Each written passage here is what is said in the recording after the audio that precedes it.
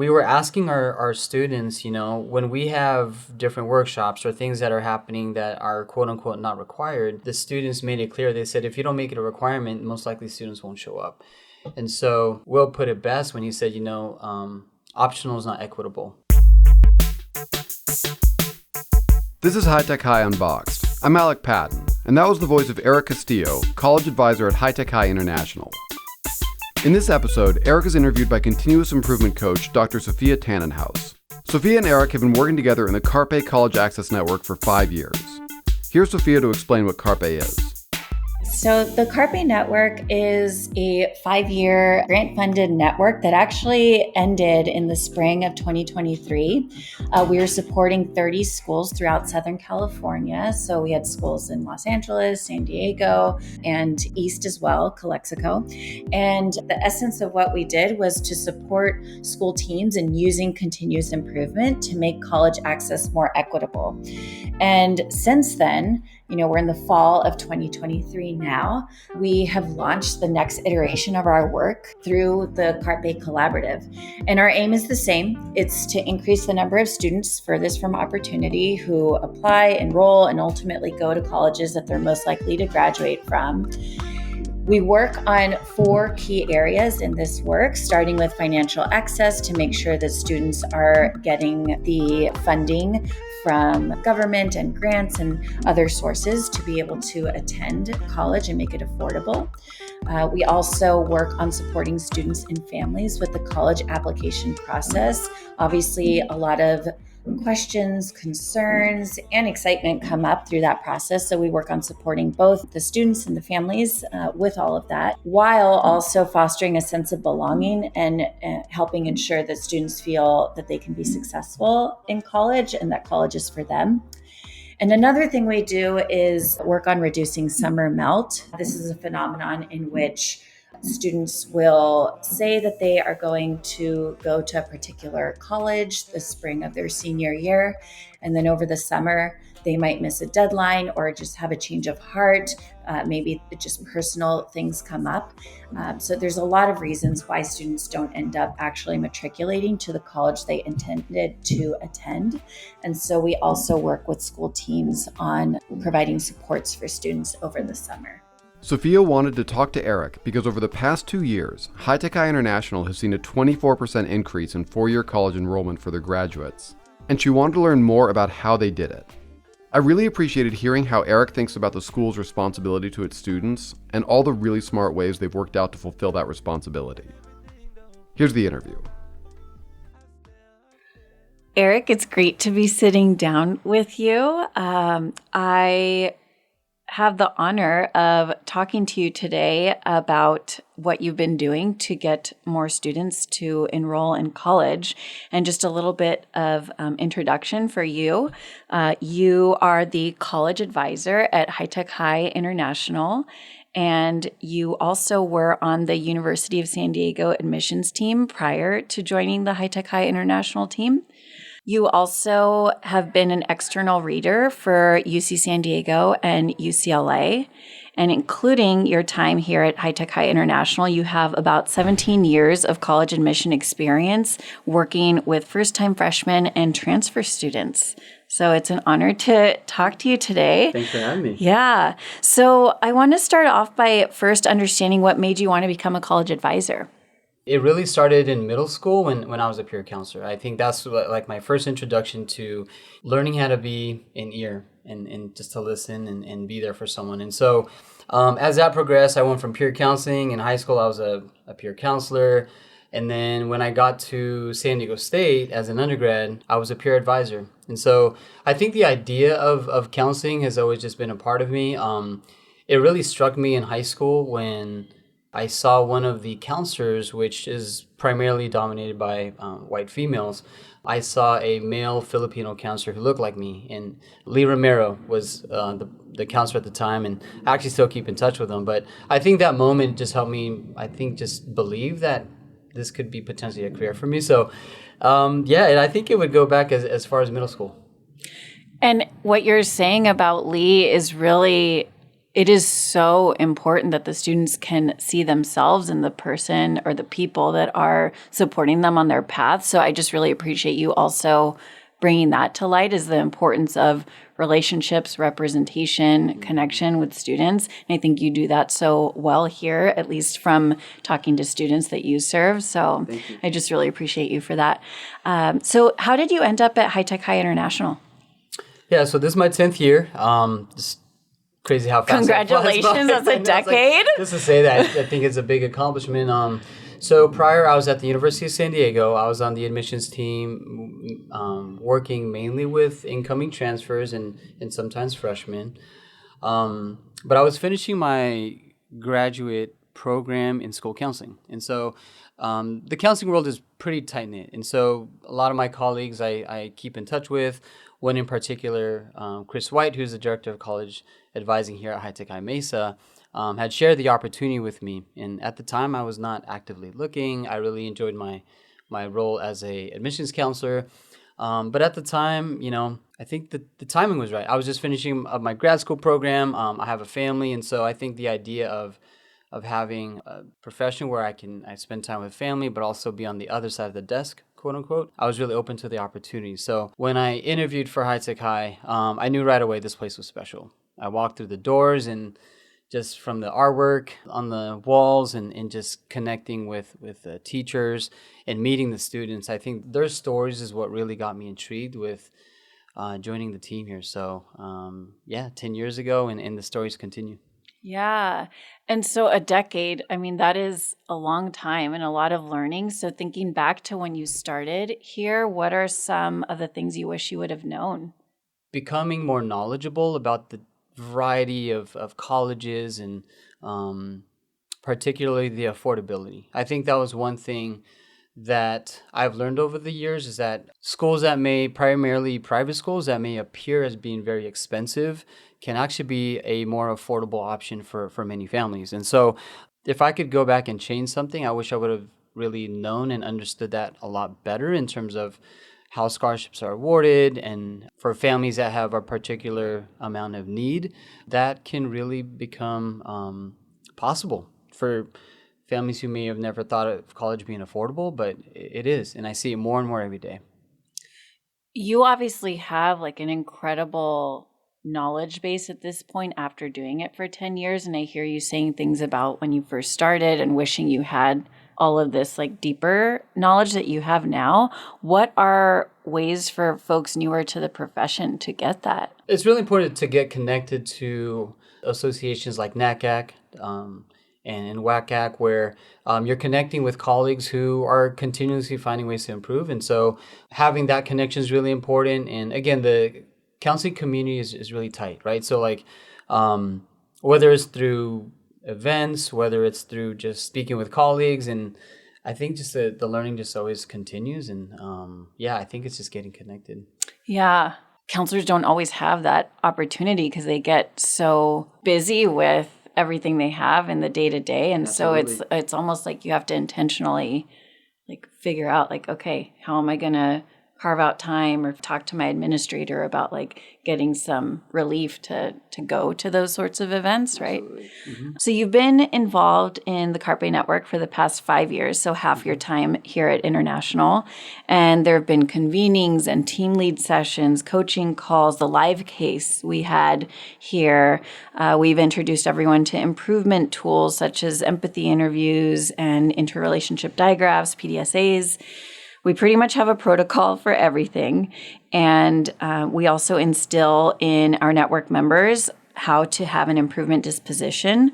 We've emphasized team huddles, segmenting, and looking at data. So out of all of these things, over the course of 5 years, what has stuck with you the most or been most helpful?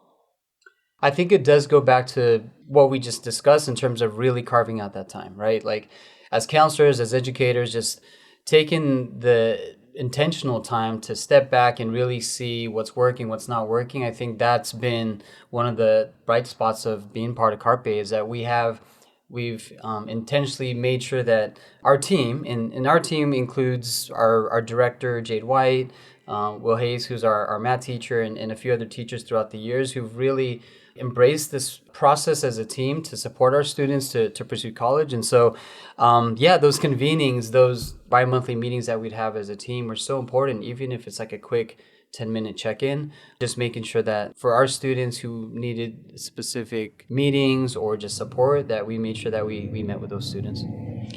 And thank you for bringing up Jade and Will, because you don't do this alone and you get so much support, and it's really a team effort. And so something I've observed in the years of working with you all is that your team has consistently demonstrated curiosity, humility, a commitment to reflect and learn from your data, and super important, strong follow through on your action steps. Can you share more about how you work together? Because in some contexts, it isn't the norm for a college advisor and a teacher and administrator to be coming together and meeting regularly. Can you share some insight into that dynamic and how you all work together? So it really starts with Jade as our director to really support not only making sure that we have the time to have our convenings or our bi-monthly meetings, but also I think just as a school, like what structures do we need to have in place to make sure that we can really provide the resources and time for our students. So we've done a few really major changes. One of them is we switched to a grade level advisory. I've been here for 10 years and we've talked about it, but I think once COVID hit, it was kind of the perfect storm for us to try something new.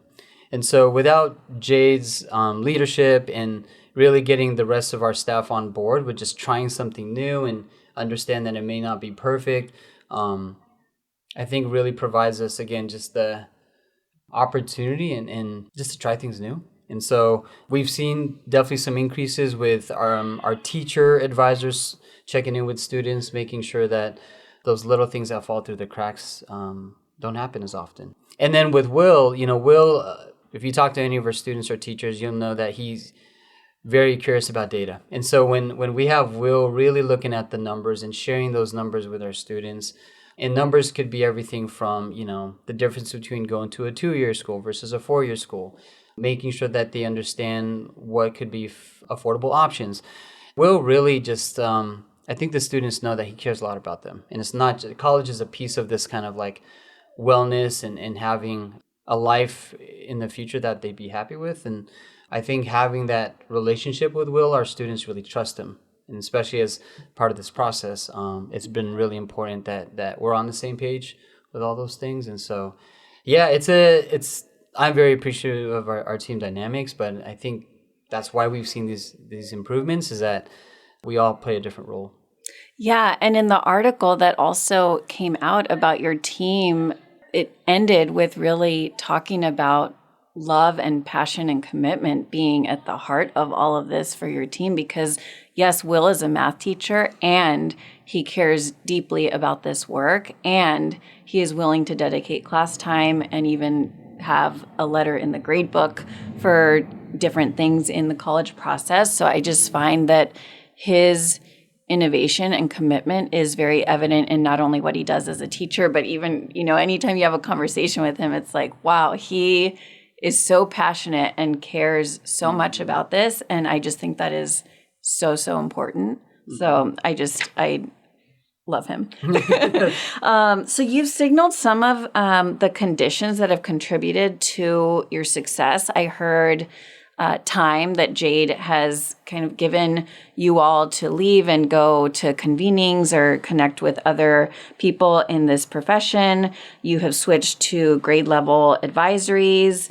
Also, the importance of just trying something new and learning from it, whether it works or not. It's actually a good thing to know that something doesn't work. Are there any other conditions that you can think of that have really contributed to your success? Just thinking back to where we've actually seen significant improvements, it went back to the empathy interviews and just getting the student voice. And so one in particular that resonates with why we've kind of changed our advisory structure and also making sure we have more check-ins with students was when we were asking our students, when we have different workshops or things that are happening that are quote unquote not required, the students made it clear. They said, if you don't make it a requirement, most likely students won't show up. And so Will put it best when he said, optional is not equitable. And so I think that really resonates with our work, is that just being intentional that things that we offer or provide support, we have to make sure that every student has access to that. A couple of reactions I have to that are, first, optional is not equitable. I know that has gained a lot of traction and has really resonated with people in the network, because really when something's optional, it like perpetuates inequities that we're trying to do something about. Right. And naturally, some students will do the thing and others will not. And the other thing is the way in which you all listened to what students thought. And then actually, this is the important part, I think, Jade and others used their positionality to actually do something from what they heard from students. So in this case, it was about if it's not graded, was that what you were, if it's not graded, we're not going to do it? That's one of the things. Yeah. And we would even have workshops, whether it's like during lunch or after school, and just the attendance was not where we needed it to be. And the students that really needed to be there, particularly our first gen underrepresented students, were the ones who were not showing up. But yeah, the other part is Will does have some assignments, such as like turning in your FSA ID or turning in your FAFSA that do have grades attached to it. But that also, we've seen students have higher submission rates too. So, yeah. And it's amazing just what you can find out just by having a conversation with a student that you're trying to support, like tier 2, tier 3. It's like, hey, what's going on? And then you find out, oh, well, I have to go to my job or pick up a sibling. And then it becomes evident, oh, we need to change this to accommodate different needs that students have. So I just really appreciate how this team has really leaned into listening and learning from students and what they need and how to support them based on that. So going back to the continuous improvement question, so in what ways has Carpe and the focus on continuous improvement influenced your practice over the past 5 years or so? Most importantly, is always looking back at the data.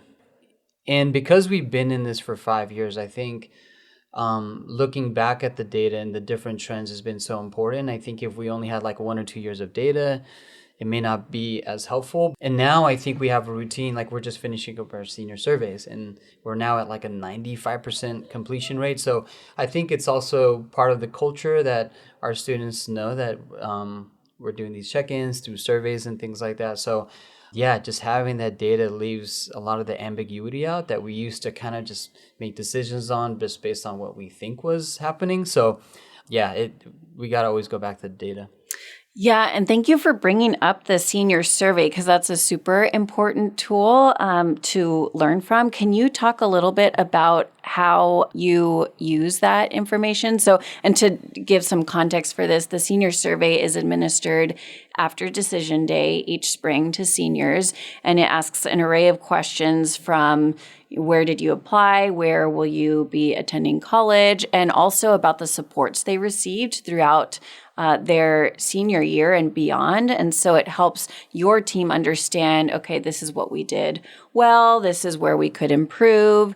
And then you also know, your percentage of students applying to four-year colleges, and then actually their plans to enroll. So can you share more about how you use that data to inform next steps? Mm-hmm.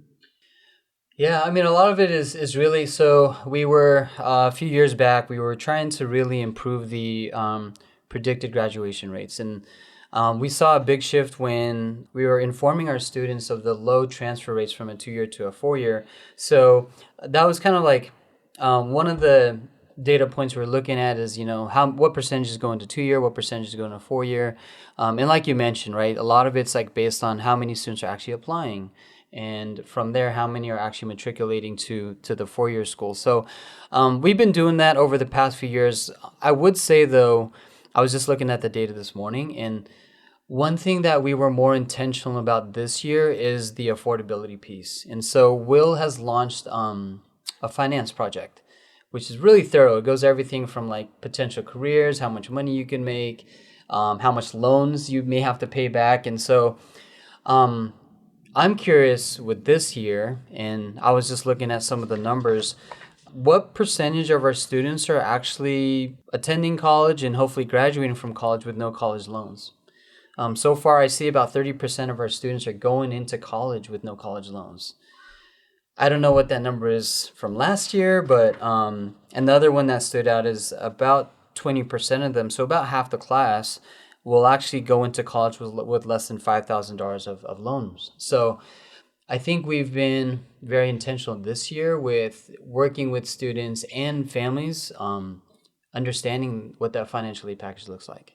I can say this year I've had the most meetings, one-on-one meetings with students and parents than I ever have in my last 10 years.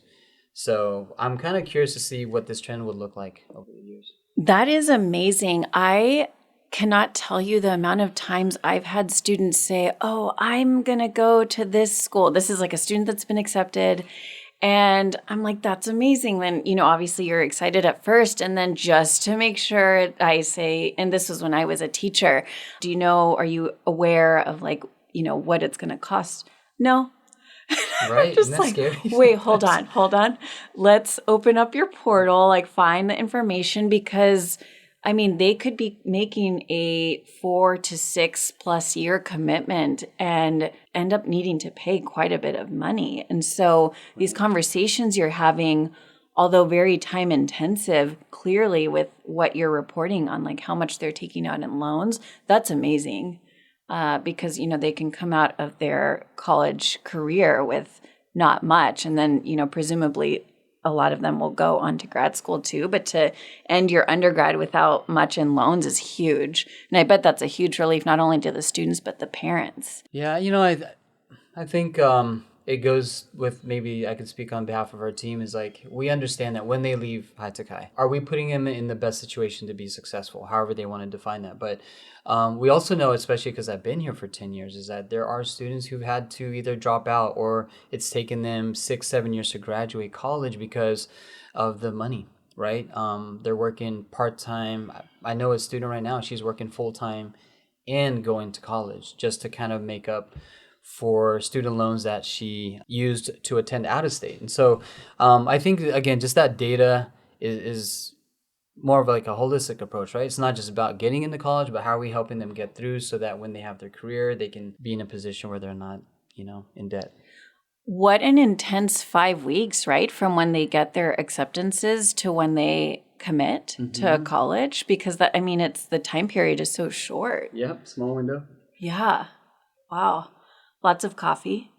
Yeah. Yes, definitely a lot of coffee, a lot of meetings, but definitely worth it, right? The college app is a process, right? And so everything from being aware in 9th grade about Cal Grant all the way to those 5 weeks.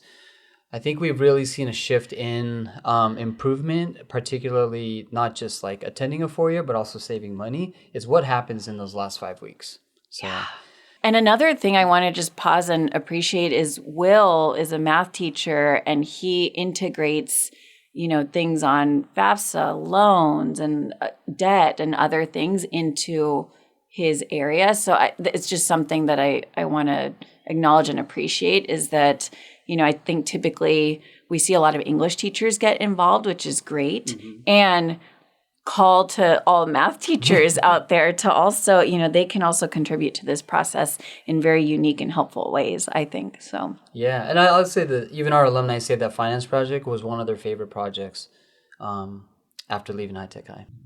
So we produced funnel charts of the 4-year college enrollment pipeline over the past 2 years.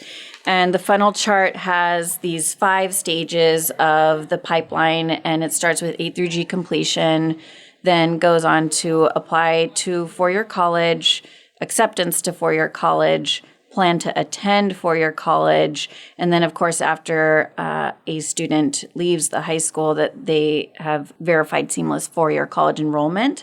And so these are the 5 stages, and we can see at each stage, there's a little bit of a drop off. This happens everywhere. And so when we looked at the network data, High Tech High International emerged as particularly successful in sending students who are Black, Latino, Indigenous, or low income to colleges with high predicted graduation rates. high predicted graduation rates are, when we say that, we refer to colleges where students have a higher likelihood of graduating within 6 years.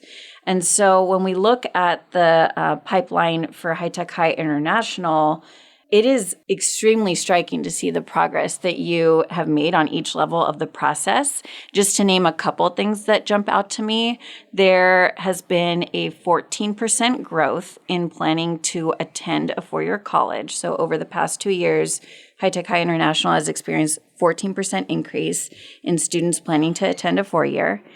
And I would say even more impressive is a 24% jump in four-year college enrollment. This is just, it's so inspiring. And so I think like the main thing I wanted to ask you today is, how did you do it? Well, there's a few things I think that jump out. So I think it starts with the early outreach with our 10th graders to inform them like, hey, regardless of what your plans are, for students that may qualify for the Cal Grant, which is students who typically have at least a 3.0 GPA and their family qualifies based on household income and how many people live in the house, their tuition could be covered at any of our UCs or CSUs. And so I think when our students have that just awareness, even as early as 10th grade, sometimes they encourage some of our students to get that GPA up from a 2.9 to a 3.0, right? And so by having that, it also opens up more opportunities for them to apply to more colleges.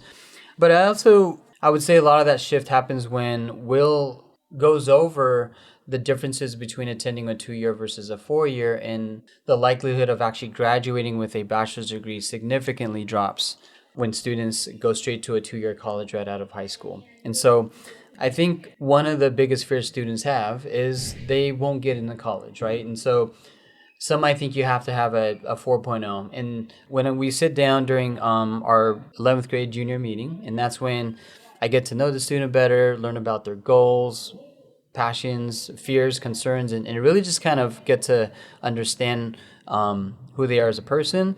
We also go over, based on their GPA, like what are the possibilities. And I can tell you a lot of students, their eyes light up when I show them with based on a, say, 2.7 GPA. There are colleges in California that they can get admission to at a 4-year school. And so I think that's kind of like that first just introduction of what's possible. And so we do encourage our students to apply to at least 4-year colleges, especially when they qualify for fee waivers. And I think once they start seeing the possibilities and then they get that first acceptance, it's like, wow, like I think the students start believing more in themselves. And I think that's what starts getting us to the point where students are now choosing the 4-year versus the 2-year.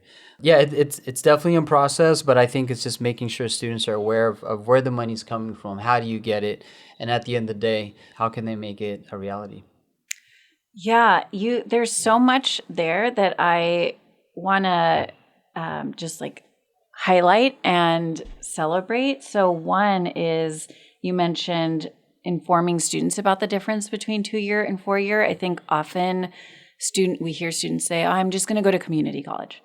And I don't think there's anything wrong with community college if you have a plan going in. Mm-hmm. And one thing that Will does that I appreciate, and you do as well, is informing students, okay, regardless of where you go, like let's look at how the numbers play out if you go to 2-year, and the opportunity cost if you're there longer and you're not transferring. So what I see happening here is really equipping students with knowledge, statistics, information, just so that they can be making these informed decisions, and a little bit of myth busting too. Mm-hmm. Another thing you shared when you were talking about like how you have ensured, that jump in enrollment is, and you said these in passing, but I think it's so important and like beautiful, understanding who students are as people. You mentioned that you do that, was it junior year in the one-on-ones or sophomore year? My one-on-one started in junior year. Yeah, but I just really appreciate that because yes, like humanizing the data and understanding like the individual in front of you and what what they are inspired to do in the world, I think is really beautiful. And another thing you mentioned is having a conversation about what's possible. Mm-hmm. I think those two things, like the combination of understanding, what drives this individual and what makes them them and what their interests are, and then helping them see what's possible given where they're at with their GPA and what their aspirations are. I just think those two things probably help students have like a really positive college advising experience here. Yeah, that's my hope. I start off all my meetings with students is, what would you like to cover today? Because I really want them to be the drivers of this process. And I tell them, like, hey, I'm either sitting shotgun or I'm in the back seat, but you're the one driving. And I think when they take that ownership, it really provides a lot of possibilities. But also, yeah, every student's going through different things, right? And it's not just about college, but other things could be happening at home. Some students may have had like a bad experience with teachers in the past. So just like different, like I tell students, when I look at their transcript, it actually tells a story. But I'm trying to understand what that story is. And so that's oftentimes what is covered during my one-on-one meetings is just learning what their story is and then just kind of building off that. That is so beautiful because the whole college process can become so transactional, mm-hmm. especially with large caseloads, where you're just like, okay, fill out this form, get the tax documents. Okay, which schools are you applying to? And you look at everything as an opportunity to connect with the student and learn more about them.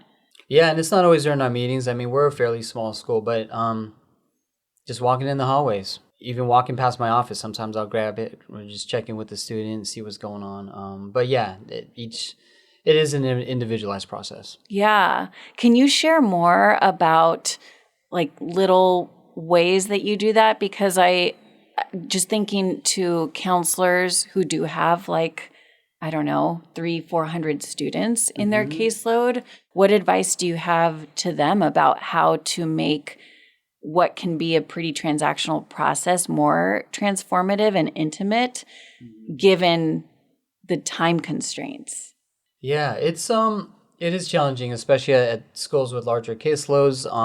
I've found it's oftentimes when I'm walking around campus and I see a student in the hallway, I'll just do a quick check-in with them. Also, when we switched over to advisory by grade level, we do have check-ins and I'll ask our advisors to kind of just put some notes in like, hey, what's going on with this student? And sometimes that's enough for me to be able to identify which students might need more support. And so having different data points or during our team meetings with teachers, if they're bringing up a student that's going through something that's happening that might be affecting their grades, then I'll take the extra effort to check in with those students. So not every student always needs like a consistent check-in, but kind of like what you mentioned with the tier 2, tier 3 support, sometimes just knowing what a student is going through can help identify like who needs more support. Yeah. Chris White, who you referenced earlier, calls some students frequent flyers. So these are the students that, you'll be in your office, you're a college advisor, college counselor, and you know that they're going to come ask you for help, and it's great. Like they're amazing and they know how to advocate and be resourceful. And then you have the students who definitely need support but aren't necessarily coming to you. And you're describing one way in which you work with the other adults on campus to get some extra context or information about students to kind of know, okay, what's going on and how can I better support them? Mm-hmm. You referenced what I believe is a tracker. Can you share with folks what you mean by like teachers will update like things that are going on with a student so that you're aware and you can better advise based on what's happening at home or in their personal life?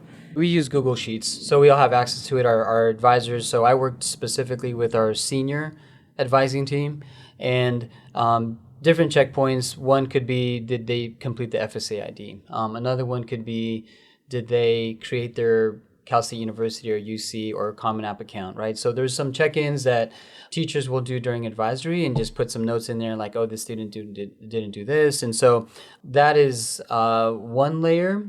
Another data point is We use Score, and Score is a website that students can keep track of like different colleges, where they're planning to apply to. We use that as a timeline based on like researching colleges and then essentially applying to them. And students who don't utilize or interact with Score is also a red flag. So I'm kind of checking to see, are students logging on? Are they adding schools to their list? Is it top heavy, meaning they're applying to very, very selective schools and we need to open up that list? So I can use Score also as kind of like a data point to identify where students are in the process. And if I see things where, all right, the student hasn't logged in like a few weeks, it's like, all right, that means I need to go check in with that student. I love that you use that as like a proxy for, okay, like these are the ones on like my watch list, essentially. What other tips and tricks do you have up your sleeve for supporting students that like the non-frequent flyers? Because you work in these like sneaky ways to help students, and I don't know if they realize like how much is going into like on the back end. Stalking. I'm just like trying to find stuff. For example, like our juniors, I'm ramping up supporting them, and I'm constantly pulling the GPAs. And so which students are falling in the mid-range, which ones are falling at the lower end, and that often tells me like, all right, these students are going to need more support. And oftentimes the students with the lower GPAs are first-gen, low-income students.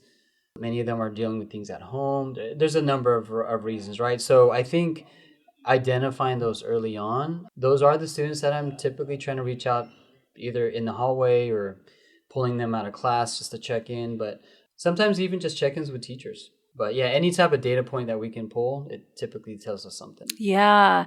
And when do you typically talk to parents in a student's high school career? So, they come in ninth grade, but I think your touch points are primarily, you do some work ninth and 10th grade, but it's primarily starting spring of junior year. Is it more when they're considering what colleges to apply to, if something surfaces as, it's going on and they say, they mention something about parents, or is it more when they're considering their options for college? Mm-hmm. Well, High Tech High does provide grade level college advising information sessions. So one for 9th grade, 10th grade, 11th grade, 12th grade. All are separate, and that's kind of our first introduction to parents in terms of like what we do and what they should be focusing on.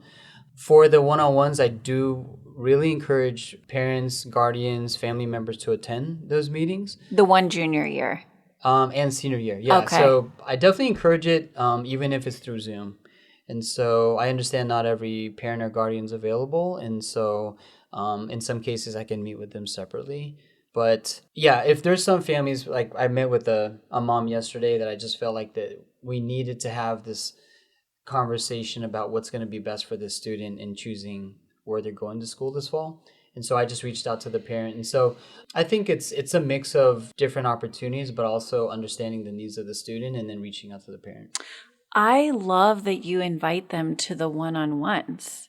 Did you typically do this like before the pandemic on Zoom? Well, during the pandemic was when I started really seeing an increase in parents joining the meeting, because that's the only option, right? Yeah. They're at home. And it kind of really opened up just accessing Zoom now in person, where parents are at home. We can just kind of Zoom them in. But I think I've been more intentional since COVID to really encourage family members to attend. There are some situations where students don't feel comfortable actually having a parent or guardian there, and that's okay. I just tell them like, hey, why don't we have our meeting? And if the parent or guardian would like to meet separately, why don't we schedule something? But I do give the student that choice, but I definitely encourage it. Okay, so it's up to the student to invite their parent, or? I invite parents and encourage them to attend. However, at the end of the day, if a student tells me, hey, I prefer that we just meet and that my parents aren't there, I respect that too. Okay, yeah. I heard you from earlier when you were mentioning, in your advising approach, how you see them as the driver. I feel like you do this also with like the one-on-ones, and it's up to them if their parent comes. But what I'm seeing is that you really empower them and you help them have more agency in their education and their choices and their future. So that's just something I appreciate from what I've heard. So yeah, that student ownership, I think, is one of the key parts of this process, because I think when it not only empowers them, I think it also prepares them for when they leave high school, right? At college is a lot of this independence, and how are we helping kind of that transition piece and helping them either make these decisions or advocate for themselves if they don't know something, come and ask for help. And so, yeah, it's something that I think is really a key part of this process. And you strike a good balance, though, between helping them realize some independence and have agency, but also guiding them through the process. I think that's a hard balance to like strike. It's a fine line, you do that. Yeah, totally. I'm just going to end with one last question. And we've talked about this a little bit earlier, but in thinking about counselors at large high schools, what would you say are some of the most important things for them to remember, consider, keep top of mind in their advising? And I bring this up because, some people listening might have humongous caseloads and might be needing to help with college advising, but also master schedule. And then, talking to middle schoolers, going to the high school, and they are just pulled in so many directions. And so time becomes so sacred. And I mean, it's like the greatest resource, right? Time is everything. And so what advice do you have to them? Because clearly you're making an impact here. And I know we're always up against time. So considering larger caseloads and the constraints that we all have, what are some recommendations you have or advice? Yeah, I think some of the things that we've learned over the years is really starting the conversation early, even in ninth grade. I think it's a misconception that freshmen, and I hear this often, like ninth grade doesn't matter, it's really one of the most important years, whether that's creating good habits or, starting off with a strong GPA, and obviously talking about the importance of how GPA affects a Cal Grant. And so I think that's the first thing, is just what is your school? What are the teachers? What are the administrators talking about primarily to the 9th and 10th graders?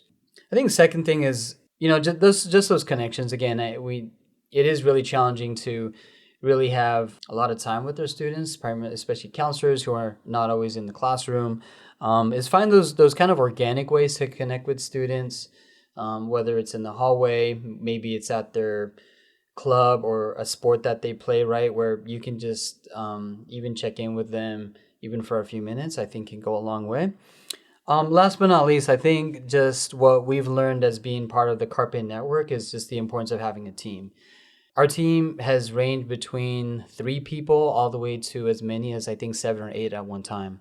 However, I share this with our teachers. It's like we're all college advisors in some way or another, right? As long as a student can find that one or more teachers that they trust, I think it really opens up the possibilities for them, and just having those connections. But yeah, who are the teachers, who are the admin on your campus that really believe in this work and are willing to set aside some time, even if it's like once a month or once a quarter, to make improvement? At the end of the day, it's really to benefit our students and their families. So yeah, definitely challenging work, but that's why we're here. Thank you, Erik. That was so beautiful. And I look forward to continuing to work with you in the coming years. And thank you for everything you're doing, because these students are so lucky to have you. High Tech High Unboxed is hosted and edited by me, Alec Patton. Our theme music is by Brother Herschel. Huge thanks to Sofia and Erik for this conversation. If you want to learn more about how high schools are helping kids get into and navigate college, you've come to the right place. We've got tons of awesome stuff about this. Check out the show notes for links. Thanks for listening.